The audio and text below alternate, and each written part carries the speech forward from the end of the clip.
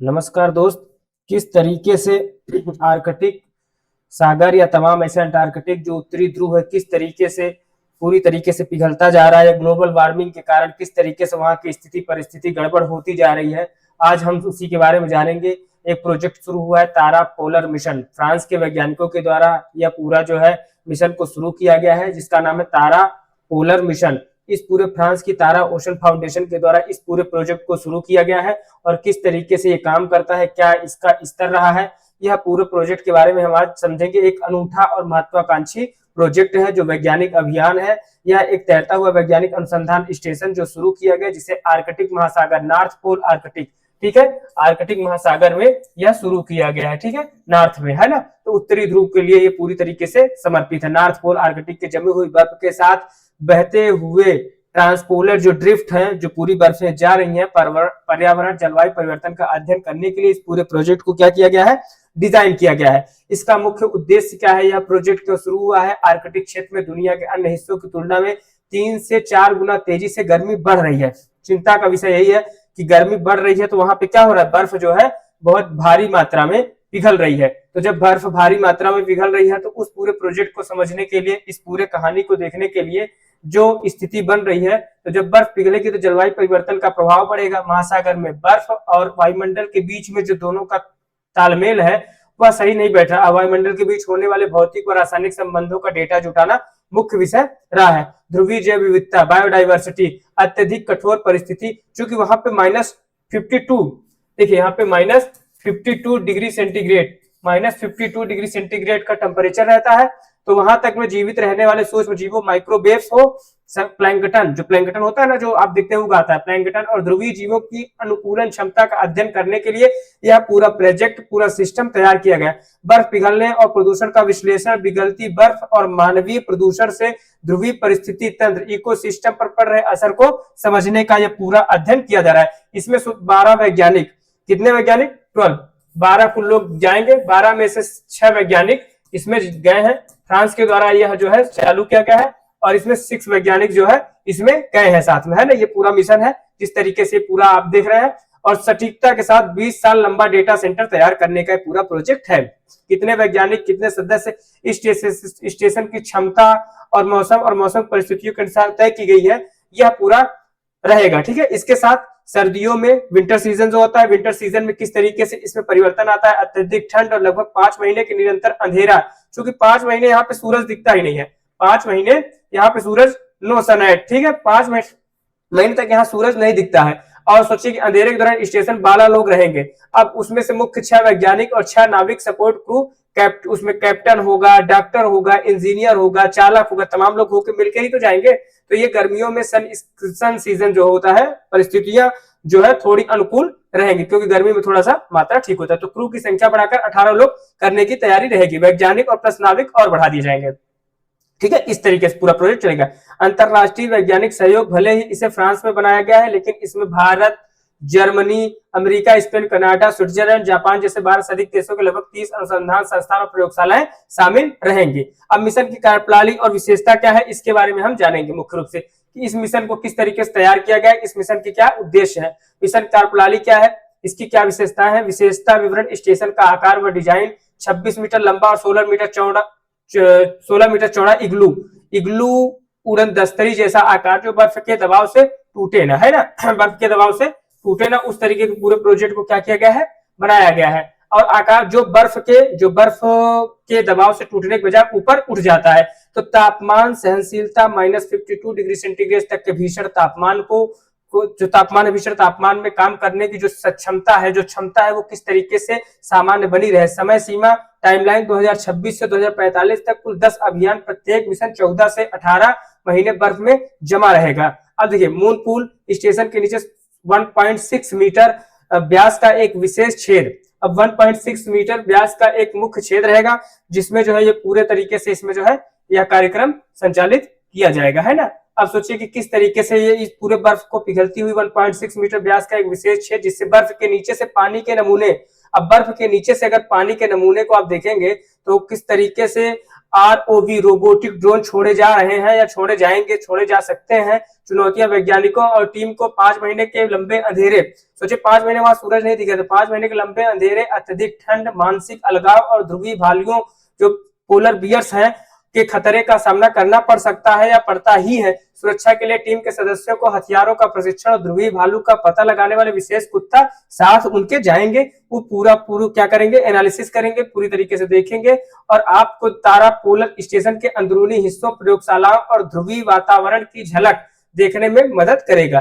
ठीक है, तो एक्सक्लूसिव टूर ऑन बोर्ड रहेगा ये, और यहाँ पे तारा पोलर स्टेशन से आप पूरी तरीके से स्वच्छ जानकारी आपको यहाँ तक प्रासंगिक रूप से दी जाएगी, क्योंकि यह तारा पोलर स्टेशन के अंदर प्रयोगशालाओं, रहने की जगह और जहाजी तकनीकी के सीधे तौर पर जुड़ने से आपको फायदा होगा और किस तरीके से आप सीधा यहाँ की सैर कर सकते हैं, है ना। फाउंडेशन तारा ओशन जो है ये पूरी तरीके से काम इस पे कर रहा है। अब देखिए मुख्य विषय इसका है कि अगर तारा फाउंडेशन इस पे कार्य कर रहा है तो इसका जो है मुख्य क्या संचेतक रहा है और मुख्य किस तरीके से यह पूरा प्रोजेक्ट जो है इस पे काम करेगा। अब समस्या इस बात का है कि जो इसका एक्सेलरेशन है, किस तरीके से यह पूरा प्रोजेक्ट काम करेगा, किस तरीके से इस पूरे, देखिए यहाँ शानदार तरीके से देखें तो climate change indicators, increase air temperature किस तरीके से बढ़ेगा, फिर एक्सेलरेट आइस मेल्ट, किस तरीके से आइस मेल्ट होगी, क्लाइमेट चेंज इंडिकेटर्स ये पूरा शो करेगा, यहाँ पे ये शो करेगा, ये शो करेगा। उसके बाद राइजिंग सी लेवल, किस प्रकार से सी का लेवल बढ़ता है, क्योंकि जब ये टेम्परेचर बढ़ेगा उसके बाद बर्फ, जैसे टेम्परेचर बढ़ेगा बर्फ पिघलने लगेगी, बर्फ पिघलेगी तो जो है समुद्र का क्या होगा, वो वाटर लेवल ऊपर हो जाएगा। यह तीनों प्रोजेक्ट को सेशन इसमें किया गया है ना। तो जब इसको सेशन किया गया तो उसमें जो है समुद्र के, देखिए ये पूरा पोलर रीजन है, ठीक है, polar region world map highlights, हम इसको समझेंगे। यह पैसिफिक ओशन है, प्रशांत महासागर वाला हिस्सा है। जब पैसिफिक ओशन से आप देखेंगे, ध्यान से अगर देखेंगे तो पैसिफिक ओशन आर्कटिक रीजन में located around the south pole है, ठीक है, ये नॉर्थ पोल हो जाएगा, ये साउथ पोल हो जाएगा। तो and the southern ocean characterised by ice sheets, ठीक है। अब ये देखिए ये आपको पैसिफिक ओशन इस एरिया में भी है क्योंकि पृथ्वी गोल है, और पैसिफिक ओशन इस एरिया में भी है क्योंकि ये पूरा गोल है। उसका अटलांटिक ओशन, ये आपका अटलांटिक ओशन हो जाएगा, ठीक है, अटलांटिक ओशन। और यहाँ पे देखिए अंटार्कटिक रीजन, ये देखिए अंटार्कटिक रीजन, और ये ऊपर वाला जिसपे ये पूरा सोलर मिशन चलेगा, ये पूरा तारा मिशन, ये आर्कटिक रीजन, आर्कटिक रीजन इस पे है, ये अंटार्कटिक रीजन। ये आपको पता है कि इंडियन ओशन है, ठीक है। और इस पूरे प्रोजेक्टर पे ये पूरी तरीके से जो है हम आपको बताने की कोशिश कर रहे हैं, क्योंकि आपको याद रहे कि इस पूरे ओशन में किस तरीके से दुनिया के इस मैप में ये पूरा प्रोजेक्ट आपको आसानी से दिख रहा है। तो यहाँ पे आर्कटिक रीजन से शुरुआत करेंगे वो लोग, है ना। और जहां पे बर्फ है तो बर्फ के पिघलने की दर, बर्फ किस तरीके से पिघल रही है, किस तरीके से उसका पूरा प्रोजेक्शन, पूरी तरीके से उसकी कहानी, उस पूरा प्रोजेक्शन का किस किस तरीके से प्रभाव पड़ेगा, वो पूरा तरीके से हम आपको दिखाने की कोशिश कर रहे हैं, ठीक है। उसके बाद अगर ये फ्रांस के वैज्ञानिकों ने जिस तरीके से सोचा हुआ है आने वाले 2045 तक किस तरीके से इस पूरे प्रोजेक्ट को आसानी से उन्होंने जो है समझने की कोशिश की है, क्योंकि इतिहास में जो पर्यावरण है ना वो बहुत तेजी से बदल रहा है। आप देख रहे हैं किस तरीके से 2019 में 19 में कोरोना जो आया पूरी दुनिया को तबाह कर गया। इसलिए प्रकृति संरक्षण बहुत जरूरी है। प्रकृति अगर आप प्रकृति को कितना भी दोहन कर लीजिए, कितना भी आप प्रकृति को आंख दिखा लीजिए, कितने भी आप प्रकृति, अगर प्रकृति ने एक बार आपको आंख दिखा दिया फिर समझिए कि आप जो है अपनी नशे से नीचे आ जाएंगे, ठीक है। इसलिए नशे से ज्यादा ऊपर जरूरी है कि प्रकृति का संरक्षण करें, प्रकृति पेड़ पौधों को सुरक्षित रखें, प्रकृति का नियमन जिस तरीके से आप जो है देख रहे हैं किस तरीके से लोग इंफ्रास्ट्रक्चर के तरीके से पुलिया, एसी, कूलर में भागे जा रहे हैं, तो उससे क्या हो रहा है, जनजीवन प्रभावित हो रहा है। ऐसा नहीं कि चीजें नुकसान करती हैं, ठीक है। अभी आपने देखा यूरोप, जर्मनी वगैरह का तापमान कितना टेम्परेचर बढ़ गया था, जहां की वहां के रेल की पटरियां पिघलने लगी, वहां का नॉर्मल स्थिति इतनी गड़बड़ हो गई कि लोग प्रभावित होने लगे, क्योंकि वो उतना टेम्परेचर कभी बर्दाश्त ही नहीं किए थे। इस स्थिति परिस्थिति को देखने के लिए, इस स्थिति परिस्थिति को समझने के लिए यह पूरा सोलर मिशन, यह पूरा जो है पोलर मिशन, तारा मिशन को जो है फ्रांस ने आगे बढ़ाया है, और इसके लिए जो है काफी अच्छा वर्क किया गया है। अब देखिए कोल्ड चैलेंज किस प्रकार से बढ़ता है। अब आपको पता है कि -40 डिग्री एक्सट्रीम सोचिए टेम्परेचर रहता है, -40 डिग्री टेम्परेचर यहाँ का रहता है। डार्कनेस चैलेंज, चूंकि अंधेरा बहुत ज्यादा रहता है, तो जब अंधेरा रहता है तो डार्कनेस चैलेंज होगा। फिर पोलर नाइट, चूंकि वहां रात 5-5 महीने 6-6 महीने सिर्फ रात ही रात रहेगा, ठीक है, एक ये भी चैलेंज है। फिर सबसे बड़ा चैलेंज हेल्थ चैलेंज है कि आपका स्वास्थ्य किस तरीके से ठीक रहेगा, मेडिकल किस प्रकार से आप साथ में ले जाएंगे, है ना, मेडिकल को भी आपको ले जाना। फिर आइसोलेशन चैलेंज, क्योंकि आप वहां जो जाएंगे तो कम से कम 7, 8, 10, 12 लोग जाएंगे, क्योंकि 12 लोगों का प्लानिंग है, तो आइसोलेशन मतलब अकेले भी आपको रहना पड़ सकता है, ठीक है। फिर ये पूरा है। फिर वाइल्ड चैलेंज, एक तो वहां पे भालू भी रहता है ना, ये जो भालू है ये आप देखेंगे वहीं पे रहता है, तो ये भी एक अपने आप में बड़ा चैलेंज है। तो इस पूरे प्रोजेक्ट को जो है संचालित करने के लिए कितनी मेहनत, कितनी ताकत, और उससे ज्यादा जरूरी है कि खर्च। लगभग 55 करोड़ रुपए का जो है इसमें पूरा प्रोजेक्ट में खर्चा का जो अनुमान लगाया गया है वो इतना लगाया गया है। तो इस पूरे प्रोजेक्ट को समझने के लिए, इस पूरे प्रोजेक्ट को संचालित कर देख रहे हैं आप ये पूरा सिस्टम, और देखिए कितना ज्यादा जो है लाइट नहीं है, तो उस तरीके से संचालित करेगा। अब यहाँ पे मेन गेम है। अब यहाँ पे समझिए आप, ये है आपका बेरिंग सी, है ना, बेरिंग सी, ये है आपका आर्कटिक रीजन। देखिए ये आपका आर्कटिक रीजन है, पूरा क्या है, आर्कटिक रीजन है। अब आर्कटिक रीजन में ये पूरा आपका सेशन यहाँ पे चलेगा। अब आर्कटिक रीजन में देखेंगे तो ग्रीनलैंड, जो दुनिया का सबसे बड़ा जो है द्वीप समूह है वो ग्रीनलैंड द्वीप समूह है। कौन सा है द्वीप, ये है आपका, है ना, ये दुनिया का सबसे बड़ा द्वीप समूह है, तो ये ग्रीनलैंड हो जाएगा। फिर ये अलास्का है, पहले ये रूस का हिस्सा था, अब ये यूएस का हिस्सा है। अलास्का ये जो पहले रूस का हिस्सा था, अब ये अमेरिका का। ये आप देख रहे हैं कनाडा वाला हिस्सा है, चूंकि कनाडा है, ठीक है। ये बेफिन आइसलैंड है, बेफिन आइसलैंड। इसके बाद इधर देखेंगे तो ये आइसलैंड है ना, आइसलैंड है। और ये पूरा प्रोजेक्ट यहाँ पे इसने चलाया, इधर वाला हिस्सा रसिया का है, ठीक है, क्योंकि उधर साइड पूरा जो है बर्फ ही बर्फ रहता है ना, तो ये पूरा। और ये देखिए ये किस तरीके से मिशन में काम कर रहे हैं। अब भारत के भी कई मिशन है। 1983 में सबसे पहले दक्षिण गंगोत्री शुरू किया गया, 1983 नोट कर लीजिए, 1983 सबसे पहले दक्षिण गंगोत्री, ठीक है, दक्षिण गंगोत्री। उसके बाद आता है 1989 में मैत्री, 1989 में मैत्री, फिर 2012, ठीक है, 2012 में, है ना। तो इस तरीके से गंगोत्री, ये इस तरीके से 3 मिशन शुरू किए गए थे, ये भारत के द्वारा शुरू किए गए थे, है ना। 83 में साउथ जो है दक्षिण गंगोत्री, फिर मैत्री, फिर ये भारती।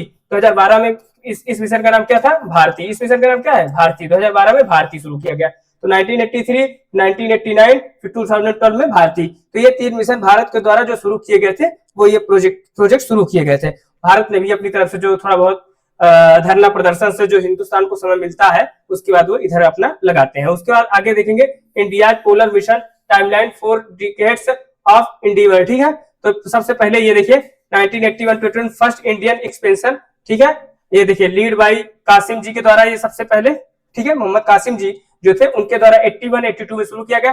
फिर 1983 में देखा दक्षिण गंगोत्री, यही है दक्षिण गंगोत्री जो है first Indian Arctic station established, 1983 first Indian Arctic established, ठीक है। फिर 1989 मैत्री स्टेशन, 1989 में कौन सा मैत्री, अभी हमने आपको बताया है, 92nd है यहाँ, 1989 में मैत्री।